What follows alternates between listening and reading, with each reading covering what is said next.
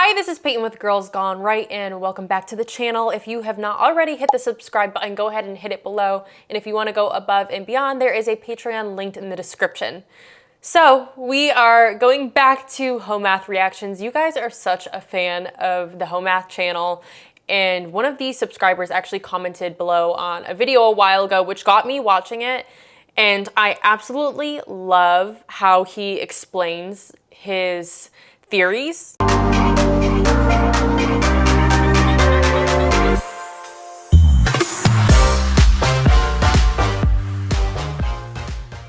He does a phenomenal job at just going into detail and explaining things, explaining the male science, the female science behind things. So I'm a huge fan of it, especially in today's day and age when the dating culture is just insane right now. Being single in 2024 is just interesting, and I don't want to be negative because I feel like there is a lot of that already, saying it's the dating culture, it's the culture, but it's the people, right? We are the ones that make up the dating culture. We're the problem. So the only way to fix it is to change our morals and values and change the things that we are seeing, all these toxicities. So anyways, I feel like Hoe Math brings a lot of sense to this, and he shares a lot of his enlightenment. And today we are going to be reacting to what happened to marriage. So let's get to it. I have a question for the men. Do you guys still want to get married? I think what you're asking is, do you want to be married? And I think that a lot of men would say, yes, I do want a partner to spend my life with. But when you say, do you want to get married? I'm not sure if you're keeping in mind all these extra steps that come before and the possible ones after. Here's a guy living in a cardboard box with his ex-wife in his house with other men. You have to keep in mind that happens with roughly 1/3 of new marriages, and that's only for the men who have the opportunity to get married, which is contingent upon a bunch of steps that have changed quite a bit over the years. So in order to get married, you have to date, and in order to date, you have to work and make money, and in order to work and make money, you have to go to school, and men have been facing a lot of new difficulties in all of these areas over the last few decades. So, do I want to have a partner? Yes, but do I want to go through all of this again?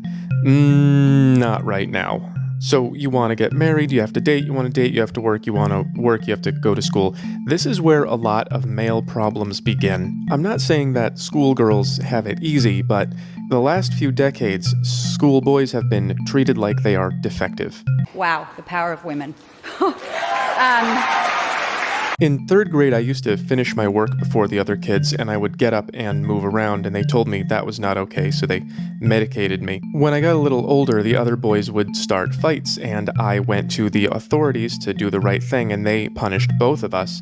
So then I took matters into my own hands, and they punished just me because of these policies. They don't let boys just fight it out anymore. Those types of policies are not setting young boys up for success. They punish the way that we natively look at the world. It definitely messed me up a little, and that was 30 years ago, and I have no idea what's going on now. When we get older and go to college, there are all kinds of things in place to help girls that are not available for boys, and they say that it's there to correct problems, but I don't think those problems exist anymore. So as we are accumulating what we need to succeed in life, boys are getting less of a head start than they used to, which is, I think, one of the contributing reasons for why they say they have Peter Pan syndrome and they never grow up. I think it starts here. When we get into the workplace, there are similar programs that benefit women and not men. And that's an issue because women want to make equal money to men, but then they also want men to make more and support them, and you can't have both. Additionally, the culture has become very inhospitable towards men, and again, the way that men communicate and behave. We are like feminist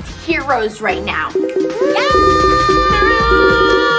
And I don't know if you've noticed, but the economy is getting pretty bad, and even though that affects everybody, men are the ones who are expected to pay, so this puts us at an increasing disadvantage comparative to women as we age. Then when we get out into the dating world, if you don't have any money, that's going to be a problem. If you can't compete on the dating apps, which most men cannot, that's going to be a problem. If you're not okay with her having an OnlyFans or an Instagram or whatever, it's going to take some women off the table because they have so much attention. So a lot of men are playing catch up at this point in life when that didn't used to be the case. So our parents and grandparents did not have any of these problems. They just sort of grew up, got jobs, and married whoever was nearby. Have you ever thought of it like, would your mother have married your father if she had Tinder? Would she have chosen him? There's stuff going on in these phases of life for us that would have been unheard of even one generation ago. I once had a job where I worked with a girl. We had the same job. I had more experience.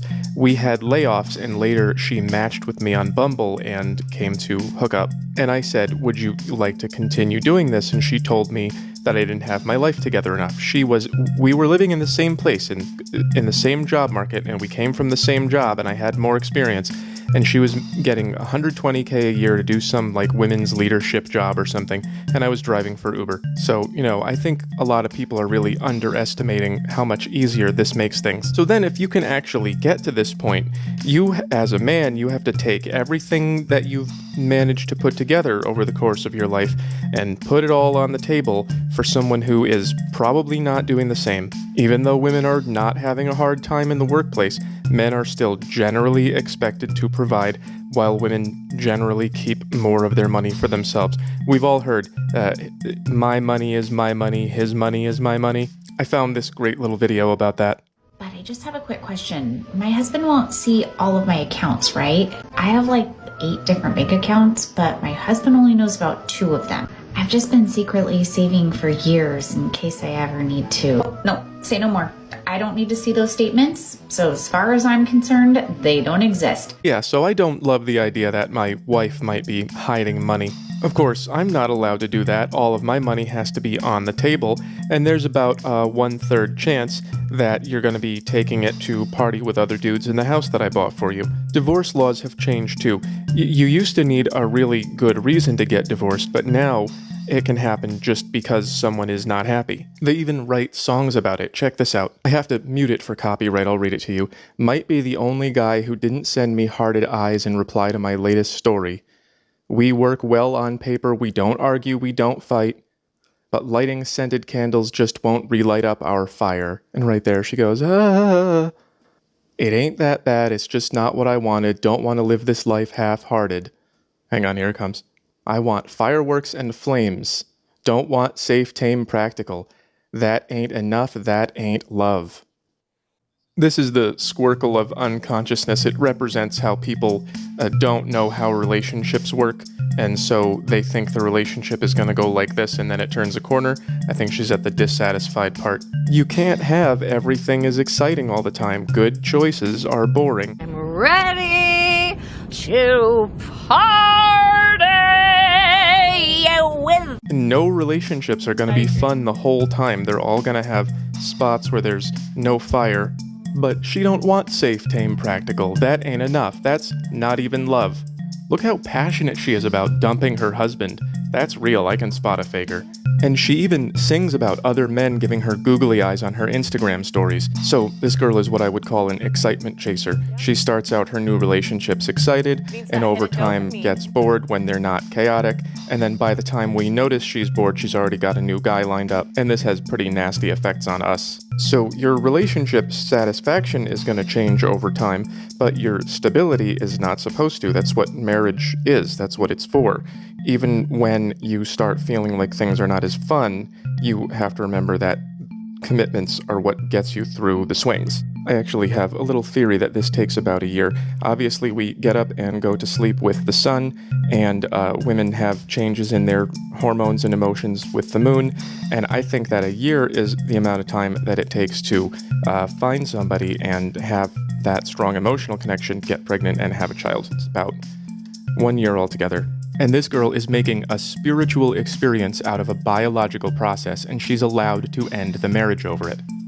So it's not that I don't want a partner, it's just that a lot of us don't have what we need to build a partnership, and even if we get it, it could fall apart immediately. She could squircle herself into believing it's not love, and have a phone in her pocket with 1,400 horny guys on it, and then I end up here. So what you've done by fighting for equality is you've basically said, hey, you want to play a game of chess? I get all queens though. Hey, where are you going? Do you guys still want to get married? Like, is that still a thing? I hope this all made it clear why it's less of a thing. Okay, so this was, honestly, I think that was one of my most favorite Hoe Math videos because it's so spot on, and the feminism movement is such a BS lie. There's so many things wrong with it, but especially the problem that he is breaking down here, that, we want men to be a high value man. You need to have a good career. You need to be stable in your life. You need to have that education. You need to be able to provide for a woman. You need to be emotionally available. You need to have all of those things. And, to be a woman, to be a high value woman, there are a lot, you need to be pure. You need to be kind. You need to be everything that is up there in the role of femininity. You need to have that.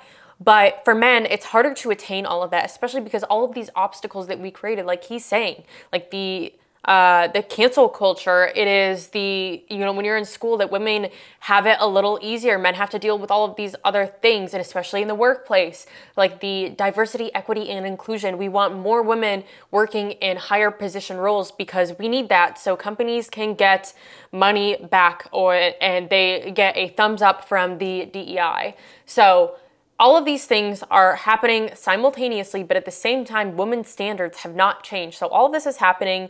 Men no longer always make more than women anymore because now they have to fight with DEI. So women are becoming managers more just because they are a woman. They get to keep their jobs more because they are a woman, and the company needs those kind of numbers. So at the same time, all of this is going down for men, and then women's standards are staying the same. And I mean, men do have the role of protecting and providing, but at the same time, they've been so screwed over by this feminist movement. It's not just women that have been screwed over by this, and women, we have been screwed over by the feminist lie that you're being sold that sex is liberation. Now you have a high body count, and on top of having a high body count, men are not going to be as attracted to you. It's going to be very hard to get married because men have lust for you. They don't have love for you. It's going to be hard to find a life partner and just have sex with them because unfortunately you rewired your brain. On top of the hookup culture, there is more going on. I like what he said, that men are supposed to be making more money than women, right? We see this all the time. It's all over social media that women want a man that make over $500,000 at least a year before they will consider marrying that man. So those are the expectations. However, we live in a very different world now where women are getting paid more just for being women because they're trying to reverse something that doesn't exist in today's world right now. So there's all of these things going on top of that. And although I truly believe in the institution of marriage, I want to get married. I think that there is just something so beautiful about that. And I know a lot of men say that it is risky, that they don't want to do it because they have more skin in the game than a woman. They have more at risk than a woman when it comes to marriage because they are the breadwinners. That is their money. They get screwed over in a divorce because women are likely the ones to initiate a divorce. So I understand how risky it is. But at the end of the day, I think it comes down to dating, and it comes down to picking a partner, because you need to be able to pick a partner that shares those morals and values and shares the commitment with you. And I've never been married, so I can't exactly relate to this. My parents are divorced. It's not like I have my parents together that I have this unrealistic expectation, because I don't. My parents are divorced, but I don't myself. I do not believe in divorce, and I think it is about finding someone that you start the relationship on morals and values. That's why I think it is very important to date that way. I think when you get a divorce or you have all of these problems in your relationship, I see a lot of the times it's because they didn't deal with these really important questions before they got into something more serious. These questions should have been dealt with, or they'll have these conversations, but it's probably a year into the relationship and they are already in love with each other, and so they decide to ignore the red flags. They decide to ignore the things that they know that they don't have in common together, versus when you have those conversations at the beginning of a relationship and you realize you don't see eye to eye on something really important to you, you kind of just call it quits and you go your separate ways. So yes, men may have more skin in the game, but I think it comes down to really honing in, making sure that you are dating very, very intentionally, and then finding someone that you want to date and date seriously, that shares all of those things with you that you don't think would ever put you in that situation. Because if you are in a marriage and you have to worry about all of these things, and taking your money and taking your house and getting all of this male attention, then you are not in the right relationship. You didn't date right. You didn't date with intention. And, you know, we see that with, they said that, or Hoe Math explained that it is so easy to get a divorce nowadays, which unfortunately, I think that is a problem in itself. I don't think you should just be able to sign off. It should not be, I'm gonna go over this in a whole nother video. It should not be easier to get a divorce than it is to move out and break your lease in an apartment. And I know this because I just broke a lease, and it is extremely hard to break a lease nowadays. Why is it so easy to just get a divorce and you can't get out of a phone contract? It's easier to get a divorce than it is to break your Verizon phone contract. Let that sink in. That is where the values align nowadays. Like, that is absolutely insane to me. It was Destiny was just on the Iced Coffee podcast, and I believe he was dating Melina. Yes, Melina Granson. I don't know if I'm saying that right. But it's so interesting because they just got a divorce, and she was going on all these podcasts promoting their open relationship, saying how it was so healthy to have these loose boundaries, that it made their relationship exciting. And that's what he's talking about, right? Like, these people are going for the chase. They want fun. They want crazy. They're chasing this dopamine. They want this excitement, and they're excitement chasers. But that's, you know, marriage isn't going to be exciting all the time. Like you said, you're not going to have all those things all of the time. Like, you have the safety and commitment, and that should be a constant, but it's not always going to be exciting. Sometimes it's going to get a little stale and boring because you're raising a child, and that is a beautiful thing in itself, but you're not always going to have a wild time in your marriage. And what it seems like is they had the wild time, and then they could not connect as partners anymore because they're out here sleeping with other people. I think that is just, it infiltrates the purpose of marriage, that you are supposed to share this with one person and one person only. And they did not abide by that, and now they're getting a divorce. So needless to say, anyways, moving on from their open relationship, it's the fact that it was so easy for them to get a divorce, non-contestant divorce. He said, Destiny was on the podcast, and he said it was so easy for them to get a divorce. They just had to sign a paper because they were asking, oh, did that take months, right? And he said, no.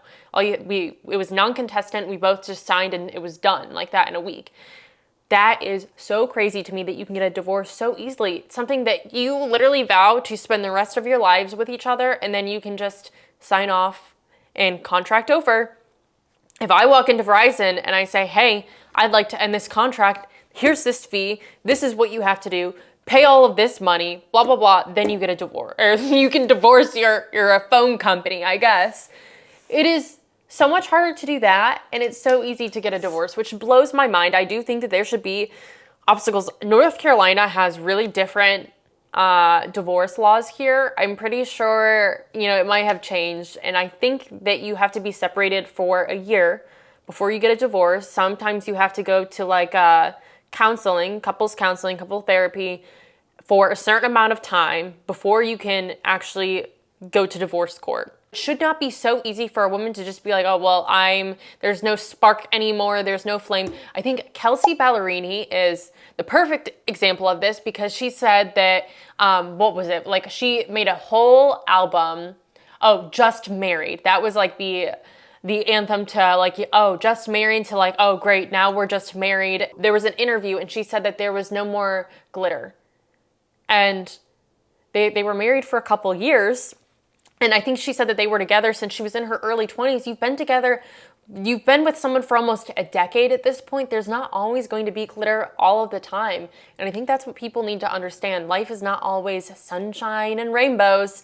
Life gets hard. Life is not always going to be some exciting adventure. Life is an adventure, yes, but it's not always going to be like that. Life is going to get hard, and it's sometimes going to get mundane and boring. That's just part of growing up. It's not always going to be super, super exciting, but the best part of marriage is the part that she was kind of bashing, that it's just safe and constant. Like that, yes, that's marriage. That's what people want. You want safety. You want constant. You want that commitment. That is like the safety and trust that you have within a marriage. That is the most beautiful thing that is going to outlast any sort of flame. A flame is a flame for a reason because it burns out quickly.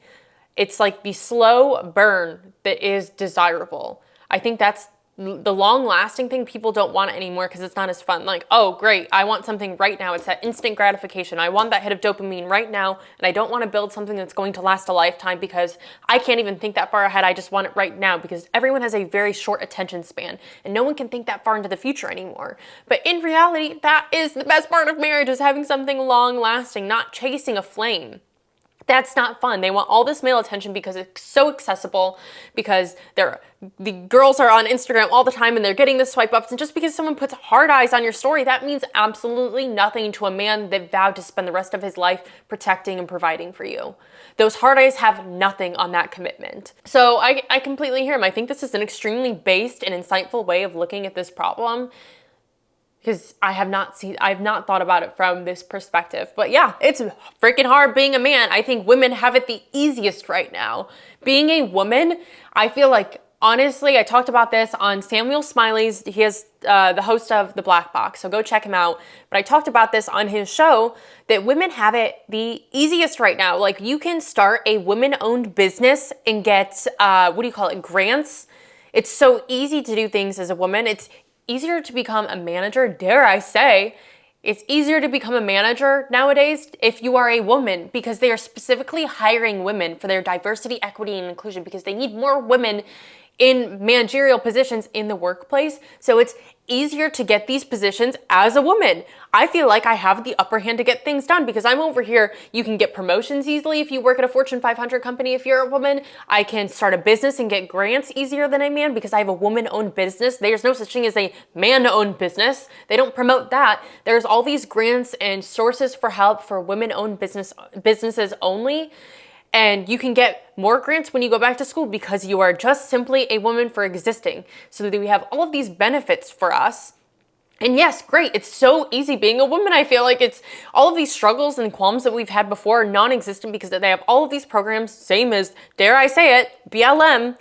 Like, everything has been fixed, and now we've gone so far the other way. The pendulum has swung to an extreme, and it's so easy now. So you know what? Unfortunately, men are living in a very hard time with unrealistic expectations. And I understand that they don't want to get married until they have this, and this, because it's a lot. You know, they have the duty to protect and provide. That's what men bring to the table. That's what they're told. That is within their masculine duty to protect and provide and put food on the table. It's a woman's job to cook and put the food on the table. But the responsibilities that we have, it's not like it requires anything crazy. It's not like we have to go out there and make money and face all of these obstacles to make an extreme amount of money. All we have to do is be kind and sweet and not be a hoe. That is very attainable for a woman to do. That's just your choices. Men don't get to necessarily choose, like, I want a high-paying job. They can want that and work hard for it, but it's not necessarily a choice because there's effort that it takes to get there, and they have to bust their asses in the workforce. It's not always up to them. It's kind of out of their control. They can only do so much within their control to have those things. But for a woman, it is 100% completely in your control to have these traits. It's in your control to be a sweet, kind woman. It's in your control to not have all of this male attention. It's in your control to post modest things. It is in your control to not have a high body count. All of these things are very attainable for women. Men, it's just not. So thank you, Hoe Math, for breaking that one down. Honestly, 10 out of 10. That was between that and relationship zones, that was one of my absolute favorites. It was just a whole different angle that I've never even thought about before. People need to understand that our actions have consequences. So phenomenal, and thank you guys for watching Girls Gone Right.